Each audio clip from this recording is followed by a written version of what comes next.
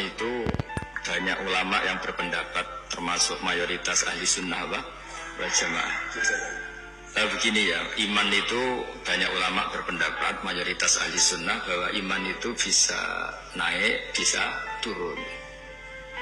Tapi banyak ulama juga yang berpendapat tidak bisa naik, tidak bisa turun. Karena iman itu tasdik itu membenarkan.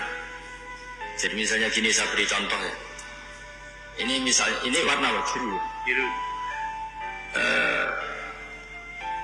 Saya berkeyakinan pulpen ini biru. Ya sudah biru. Ketika saya tidak menggunakan pulpen ini secara baik, saya tetap berkeyakinan ini biru. Ada orang yang berkeyakinan ini biru dan memanfaatkan kebiruannya. Ada orang yang berkeyakinan air itu menyegarkan. Dan kemudian dia pas dahaga tidak minum. Keyakinannya benar, tapi dia bodoh karena sudah ngerti solusinya minum kok tidak mau. Tapi imannya masih benar. Kalau nah di sini banyak ahli sunnah wal jamaah. Orang percaya kalau Allah itu Tuhan, Muhammad adalah Rasulullah wa Habibullah. Tapi dia nyuwun sewu tidak sholat. Menurut pendapat ahli sunnah wal jamaah, dia tetap entah kapan tetap masuk surga karena dia tetap iman. Orang yang mengatakan air itu menyegarkan itu masih waras, meskipun dia tidak memanfaatkan air itu. Orang yang mengatakan Allah itu Tuhan dan Muhammad kekasihnya masih waras, meskipun tidak sholat. Nah, di sini makanya pendapat ahli sunnah itu gimana? Orang yang meyakini Allah itu Tuhan, Rasulullah kekasihnya dan Rasulnya tetap mukmin, tidak menjadi kafir, meskipun harus disiksa neraka lama sekali karena tidak sholat, tidak zakat. Nah ini penting saya utarakan, di antara pembeda ahli sunnah dan tidak adalah ahli sunnah tidak pernah mengkafirkan orang yang maksiat, tapi tetap dosa.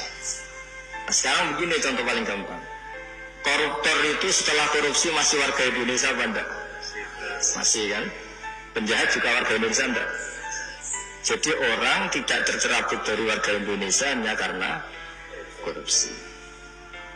Nah, jika iman dengan makna tasdik, maka iman itu seperti tadi.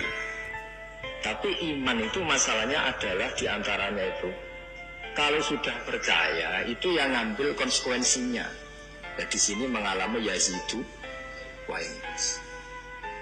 Misalnya corong Jawa, nak wis keceluk bapak ya tanggung jawab, nak wis keceluk suami ya nafakoi. Tapi pertanyaannya, suami yang sempurna gimana? Ya yang nafakoi, yang mencintai. Tapi jangan dibalik. Kalau gak nafakoi terus gak suami, sama lagi suami mesti nganggur ya akeh. Jadi ini kan masalah-masalah yang menjadi perdebatan ulama.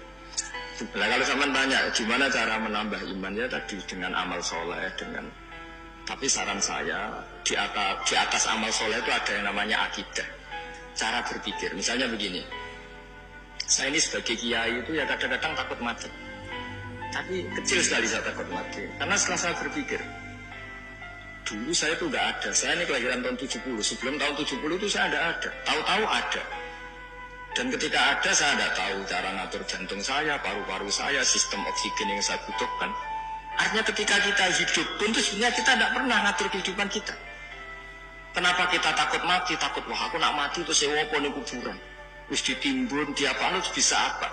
Sebetulnya zaman kita hidup pun kita bisa apa coba? Apa terus mentang-mentang bupati dia ngatur jantungnya sendiri kan ya enggak? Apa mentang-mentang presiden terus bisa ngatur oksigennya kan enggak? Sebenarnya zaman kita hidup itu ya tidak bisa ngatur diri kita. Makanya inna sholati wa nusuki wa mahyaya wa mamati lillahi rabbil alamin. Jadi ulama itu melatih itu. Makanya manusia itu pernah jadi janin, ini untuk pelajaran. Kata orang-orang tasawuf, janin itu ya pernah protes sama Allah. Ya Allah, kenapa saya punya kaki? Memang yang untuk apa? Karena dia di kandungan ibu, masih di rahim. Untuk apa punya kaki? Saya tidak perlu jalan-jalan. Untuk apa punya tangan? Tapi setelah lahir baru tahu gunanya kaki sama tangan. Nanti mati juga gitu.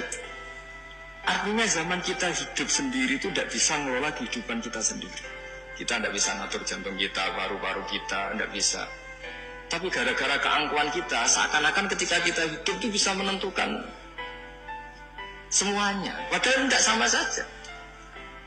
Nah, dengan begini terus kita iman tuh gampang. Ya sudahlah, paling mati seperti itulah. Saya zaman hidup ya tidak ngerti cara ngatur hidup. Nyatanya hidup paling pas mati juga Allah cara ngelola kehidupan kita setelah mati. Ya sudah. Saya tuh bayangkan gini Pak Arifin, saya pernah ada sekumpulan dosen ngaji saya di Jogja. Tak jawab itu sampai banyak yang nangis. Saya bilang gini, andaikan Anda jadi Tuhan, susah mana mengembalikan orang seluruh dunia hidup lagi sama bikin Nabi Adam. Karena ini banyak yang ilmuwan biologi, susah bikin Nabi Adam. Karena ketika Allah bikin Nabi Adam itu kan bikin master.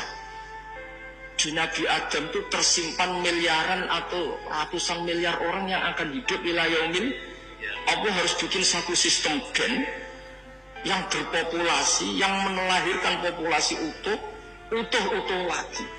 Itu kayak apa desainnya susahnya? Kan di Nabi Adam itu awal mula coba. Harus bikin sperma yang nanti itu jadi indukan semua sperma seluruh dunia.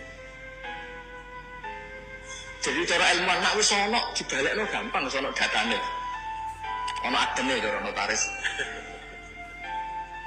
Artinya apa? Sebetulnya alam seluruh manusia ini pernah ada di satu fisik orang, yaitu Nabi Adam. Cara sampean dadi ilmuwan, susah gak gawe Nabi Adam. Bikin manusia master yang nanti melahirkan miliaran orang dan semuanya mandiri. Setiap kelahiran itu kan punya jantung sendiri, punya paru-paru sendiri, punya. Terus masternya itu bikinnya gimana sudah? Dan setiap jantung itu punya sistem sendiri, punya urat sendiri. Dan itu dulu dipadatkan di sel. Makanya Allah tuh sering cerita, kalau kamu tidak percaya kenapa saya bisa mengembalikan kamu setelah mati, coba kamu berpikir, apa bada'na awwala khalqin. No itu dari tanah dan kemudian jadi manusia.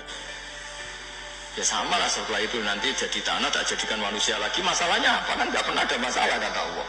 Nah, itu juga cara-cara menambahkan keimanan maksud saya.